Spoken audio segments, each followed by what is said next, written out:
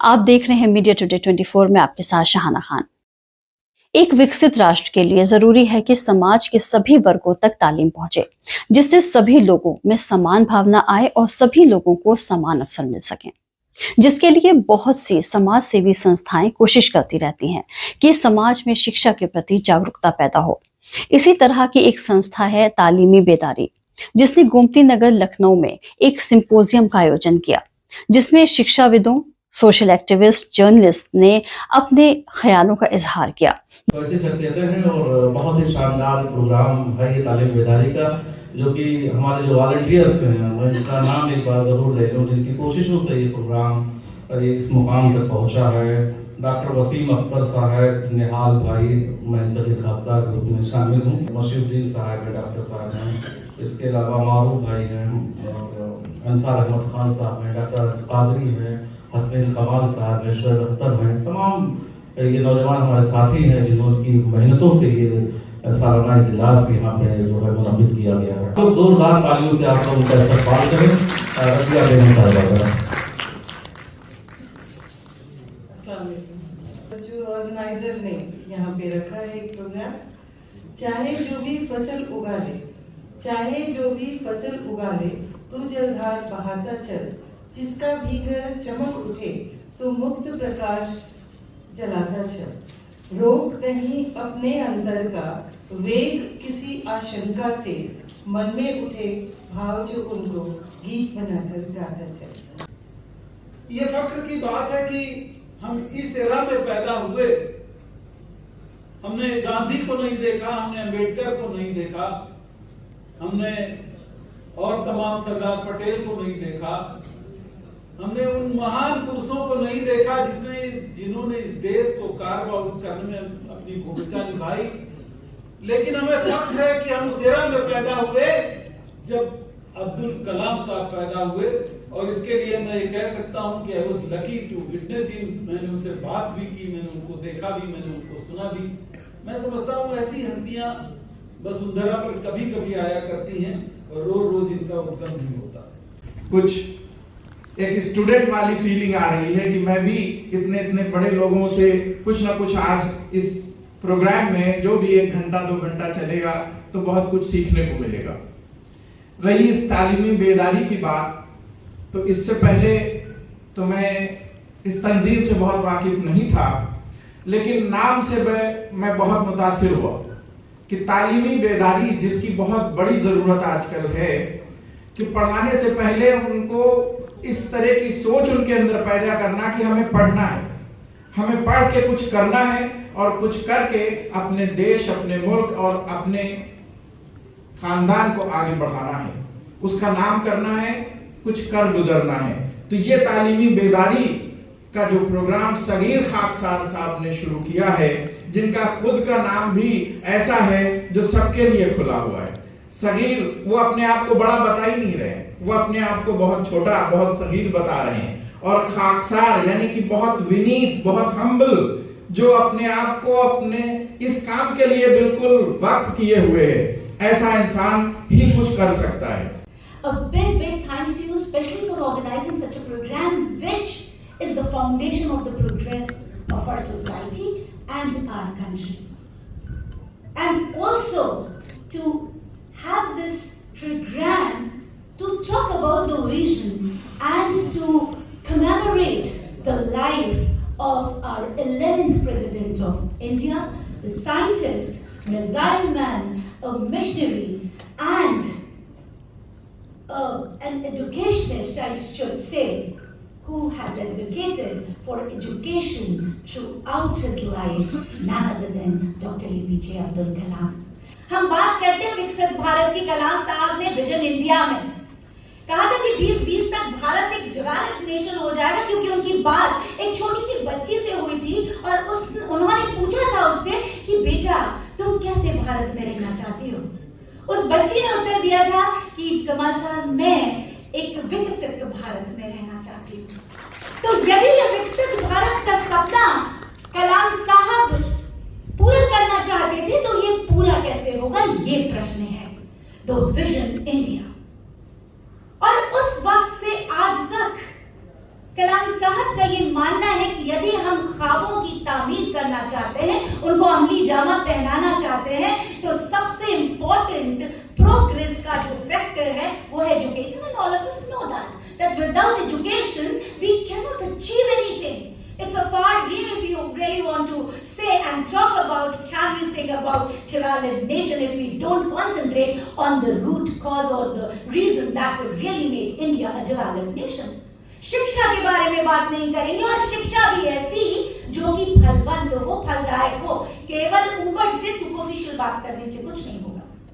आज हम जब बात कर रहे हैं ऐसे बच्चों की जो कि ड्रॉप आउट हो जाते हैं, एक बड़ी संख्या में स्टैटिस्टिक्स की बात करेंगे, तो मैं ये बताना चाहती हूँ कि इस पर बात करना जरूरी क्यों है, ड्रॉप आउट से हो क्या रहा है। जो हजारों करोड़ लोग ड्रॉप आउट हो गए हैं, वो ये पॉवर्टी जो मुफलिसी का साइकिल है ना, इसको बार बार चलाते हैं, इसका अंत ही नहीं होने देते।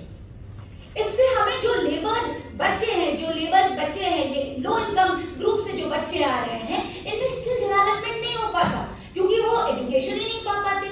मुफलिसी के चलते उनको अच्छा खाना नहीं नसीब होता, उनमें कई तरीके की हेल्थ इश्यूज हो जाते हैं, वो मैल न्यूट्रिश्ड होते हैं, और इस तरीके से जो इकोनॉमिक जो डेवलपमेंट है, जो इकोनॉमी को हमारे सीधा टारगेट करता है, वो कभी भी हील नहीं हो पाता। इसलिए ये मैटर ऑफ कंसर्न है। जब तक हम ड्रॉप आउट रेट को कंट्रोल नहीं करते, हमारा मुल्क विकसित नहीं हो पाएगा डेवलपमेंट की ओर। केवल हम एक कदम चलेंगे और 2 कदम पीछे आ जाएंगे, क्योंकि ज्यादा से ज्यादा जो फाइनेंशियल हमारा खर्चा है वो सोशल वेलफेयर स्कीम्स में ही चला जाता है। तो अब डेवलप्ड नेशन के और जो दूसरे आयाम है उस पर कैसे कॉन्सेंट्रेट करेंगे। मेरे हाथ में कलम है, मेरे जहन में उजाला, मुझे क्या मिटा सकेगा तेरे जुल्मतों का पाला। मुझे फिक्र अमने आलम, तुझे अपनी जात पर गम, मैं तुलू हो रहा हूँ, तू गुरूब हो रहा है। कलम, उजाला, और यहाँ जात जो है वो किसी बरादरी की तरफ इशारा नहीं है, बल्कि जात अनानियत की तरफ इशारा है, जो असल दुश्मन है। अगर हर समाज में आप देखिए, हर धर्म में आप देखिए, हर मजहब में देखिए, तो उसके अंदर एक नहज, एक राह, एक मजहब, एक गरोह ऐसा होता है। जाहिर है कोई ठेकेदार नहीं होता है, इसलिए एक मजहब का लोग अपने को तसव्वुर करते हैं, वो खुशफहमी में रहते हैं, वो अपने जाती मफाद के लिए होता है। ये जो अनानियत है, इसको कुरान में नफ्स अम्मारा का जिक्र है, जिसको प्लेटो ने बेस सेल्फ कहा था, और जिसका जिक्र भगवद गीता जी में भी है। जो तुम्हारी अपनी चाहत है उन पर काबू करो, फल जो है उसके बारे में भूल जाओ। दूसरा अध्याय तक एहतमालन 47 नंबर श्लोक आपको मुताला जाके कर सकते हैं। तो इंफरादी बात मैं करूंगा, सामाजिक बात करूंगा, और फिर हुकूमत यानी स्टेट की बात करूंगा। जाहिर है कि बहुत लोग कहते हैं पॉलिटिकल बात ना हो, पॉलिटिक्स बहरहाल हर जगह होती है और उससे भागा नहीं जा सकता है। जो एक ग्रीक में, पुरानी यानी कदीमी यूनानी में, एंशिएंट ग्रीक में, आपको ताज्जुब होगा या बहुत से लोग शायद जानते होंगे कि इडियट उसको कहा जाता था जो पब्लिक लाइफ में शामिल ना हो। अस्सलाम वालेकुम। हमारे सलाम के यहाँ पर जो है वो 2 मायने हैं। एक सलाम वो है जो रिलीजियस सेलिब्रेशन होता है, और एक सलाम वो है कि इस तरह के प्रोग्राम में ज़्यादातर देखा ये गया कि लोग नहीं कम आते हैं, उनकी जो नंबर्स होते हैं वो कम होते हैं। मैं स्टेज पे चूँकि मीडिया से जुड़ा हुआ हूँ, इसलिए कर नहीं आता हूँ, लेकिन यहाँ पर चूँकि बुलाया गया हूँ, इसलिए मैंने कहा कि एजुकेशन से जुड़ा हुआ ये प्रोग्राम है, तो ज़रूर मैं इस पर कुछ कह सकूँ, बोल सकूँ। अगर यही प्रोग्राम किसी बॉलीवुड एक्टर का होता, शायरी मुशायरे का होता, या किसी डांस पार्टी का होता, तो शायद ये हॉल पूरा भरा होता। जैसा कि मैं जानता हूँ, देखता हूँ कि हॉल पूरा भरा हुआ होता है, जगह नहीं होती है, लोग हॉल के बाहर होते हैं। लेकिन जब एजुकेशन का मसला आता है तो उस एजुकेशन के मसले में ये होता है कि कम से कम लोग वहाँ पर हॉल में दिखते हैं। जैसे कि एक छोटे बच्चे को अगर स्कूल भेजने के लिए कहा जाता है तो वो स्कूल जाने के लिए घबराता है, नहीं जाता है। लेकिन अगर उसको कहा जाता है कि कहीं डांस पार्टी में जाना है या किसी प्रोग्राम में और जाना है जहाँ पे थोड़ा एंटरटेनमेंट हो, मनोरंजन हो, तो वहाँ वो बहुत जल्दी तेजी से जाते हैं। आज का जो प्रोग्राम है वो एजुकेशन से ही जुड़ा हुआ है और आप सबको जो यहाँ पर बैठे हुए हैं, जो आए हुए हैं, उन सबको हमारा सलाम है कि आप लोग इस एजुकेशन के प्रोग्राम में टाइम निकाल के, वक्त निकाल कर आए। और जो इस बोर्ड पे 2 चीजें लिखी हुई है, एक इज्तिमाई कोशिश और एक रोशन मुस्तकबिल। जब आप इज्तिमाई कोशिश करेंगे तो आपका मुस्तकबिल जरूर रोशन होगा, फ्यूचर ब्राइट होगा। और इज्तिमाई कोशिश में ये होता है कि अकेले ही चले थे, एक शेर जो कहा गया, अकेले ही चले थे जानिबे मंजिल मगर लोग आते गए और कारवां बनता गया। लेकिन एजुकेशन से जुड़ी जो चीज होती है उसमें ऐसा होता है कि आपको लोग आते नहीं हैं, बल्कि आपको लोगों के पास जाना पड़ता है। अगर आप रास्ते में कहीं देखें कि किसी फिल्म की शूटिंग हो रही है तो शायद लोग वहां पर खुद ही इकट्ठा हो जाते हैं, आपको कहने की जरूरत नहीं पड़ती है। लेकिन जब एजुकेशन की बात आती है तो लोग उसमें पीछे हटते हैं। तो हमें एक इज्तिमाई जो कोशिश है, तो 2 चीजें हैं, एक इज्तिमाई कोशिश तब ब्राइट फ्यूचर होगा। 2 चीजें हैं, जब आप तालीमी बेदारी करेंगे तो आपको रिजल्ट वहां मिलेगा। जो डॉक्टर एपीजे कलाम है, जो इस तरह की कोशिश से उस तरह का हमारे जो रिजल्ट मिल रहा है, जो रोशन मुस्तकबिल है, वो वहां पर है। तो हम यही कहेंगे कि जो एजुकेशन से जुड़ी हुई चीजें हैं, अच्छा इसमें यह नहीं होता है कि लोग आपके साथ आएंगे, इसमें शुरू में करना ही होता है कि हमें लोगों के पास जाना होता है, उनको बताना होता है। और ज्यादातर जो एक चीज कही गई कि जो मुस्लिम कम्युनिटी में लोग एजुकेशन से दूर हैं, लेकिन आप अगर पीछे उठाकर देखें, 100 साल पहले का रिकॉर्ड देखें, तो जो सबसे पहले दुनिया की जो सबसे पहली यूनिवर्सिटी थी वो एक मुस्लिम औरत ने शुरू की थी। और दुनिया में जो सबसे पहले डिग्री देने का काम शुरू हुआ था वो उसी यूनिवर्सिटी से शुरू हुआ था, जो कि इजिप्ट से शुरू हुआ था। और जो कहा जाता है कि मुस्लिम्स में औरतें जो है वो एजुकेशन से बहुत दूर रहती हैं, लेकिन जो पहली दुनिया की यूनिवर्सिटी थी वो भी एक मुस्लिम औरत ने शुरू की थी। और जो डिग्री आज तक दे रही है, जो जिसने शुरू किया और आज तक जो डिग्री दे रही है, वो भी वहीं से डिग्री मिल रही है। तो हमारी यही कहना होगा कि इसमें जो अभी काफी कोशिश करने की जरूरत है, लोगों को अवेयरनेस करने की जरूरत है, इज्तिमाई कोशिश की जरूरत है। हमारा एक मेहमान जो कि इस डाइस पे मौजूद है, गेस्ट ऑफ ऑनर के रूप में, पिछले साल भी आपने शिरकत की थी, तो बाकायदा उन्होंने कहा था कि तालीमी बेदारी का जो एक स्ट्रक्चर्स है, जो उसका फॉर्म है, वो हमें दे दीजिए। उस पूरे सेटअप को मैं नेपाल में स्टेब्लिश करना चाहता हूँ कि किस तरीके से तालीमी बेदारी वहाँ काम करती है, उसी तर्ज अमल पर जो है तालीमी बेदारी के कारवां को मैं नेपाल के सेटअप में, नेपाल के फॉर्मेट में आगे बढ़ाना चाहता हूँ।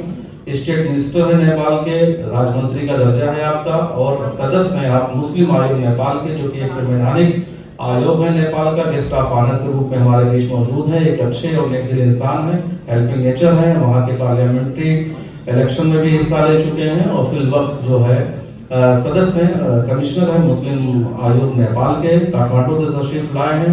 उनका शेड्यूल बहुत हेक्टिक था, वो आने में उन्होंने पहले तो माजरत की थी कि मैं तशरीफ नहीं ला पाऊंगा इस बार, क्योंकि वहाँ पे जो है सऊदी गवर्नमेंट्स ने कुरान कंपटीशन का आयोजन कराया था। वो 23 तारीख की शाम में जो है प्राइज डिस्ट्रीब्यूशन था, जिसमें सऊदी अरबिया के एम्बेसडर, कतर के एम्बेसडर और तमाम मुस्लिम ममालिक के एम्बेसडर्स को आना था। लेकिन ये हम लोगों की खुशी की बात है कि वो प्रोग्राम पोस्टपोन हो गया, और मिर्जा अशरफ बेग साहब हमारे बीच मौजूद हैं। मैं गुजारिश करूंगा कि आए और बैठ कर तशरीफ लाए और अपनी दुआओं से नवाजें मिर्जा अशरफ बेग साहब। बहुत बहुत शुक्रिया काकसा साहब, डाइस पर आसीन तशरीफ फरमा मेरे परम आदरणीय डॉक्टर कुमार सर, स्टेज पर तशरीफ फरमा एजुकेशनिस्ट, शिक्षाविद और इस तालीमी बेदारी से जुड़े तमाम मेरे भाई बहनें, जर्नलिस्ट, तमाम लोगों को मैं सलाम अर्ज करता हूँ, आदाब कहता हूँ, और जिस मुल्क से मेरा ताल्लुक है उसे जय नेपाल कहता हूँ। मैं, जैसा कि खाकसार साहब ने बताया कि मैं आज इस प्रोग्राम में, मेरी खुशकिस्मती है कि मैं यहाँ हाजिर आया।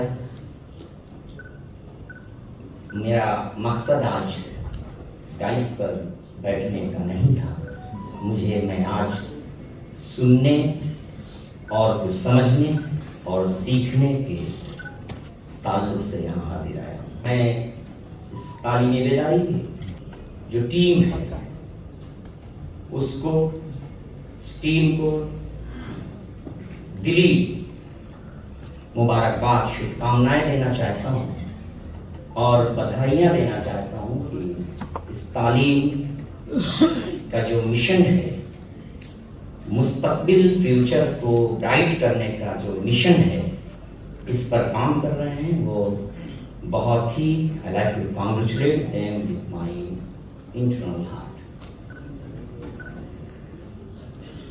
इस टीम ने और तालीमी बेदारी के इस स्टेज में मुझे तालीम के तसलसल से, कम्युनिटी के लिए इस प्रोग्राम में, इस मिशन से नेपाल लीग के तौर पर मुझे जोड़ा।